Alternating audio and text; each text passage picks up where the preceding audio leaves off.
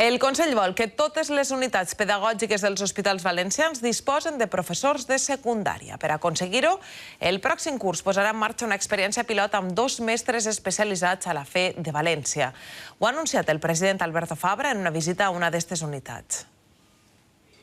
Tenen entre 3 i 16 anys, estan malalts i reben tractament a l'Hospital La Fe per a superar la seva patologia.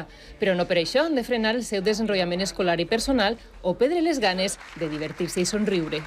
Además de nuestra labor puramente académica, tenemos un papel importante como dinamizadores de la vida en el hospital. Entonces organizamos toda clase de actividades, actuaciones, visitas y talleres. A la comunitat hi ha 13 unitats pedagògiques hospitalàries on treballen 24 mestres d'infantil i primària, però l'objectiu del Consell és que els alumnes de secundària compten també amb mestres especialitzats.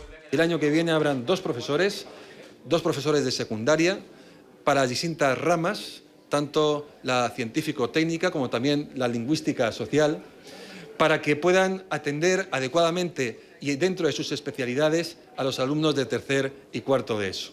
La unitat pedagògica de la FE es posa en marxa el 1986 i només el curs passat va atendre 1.100 alumnes. El president Fabra també ha aprofitat la visita per acostar-se a la mesa petitòria i contribuir amb la campanya contra el càncer.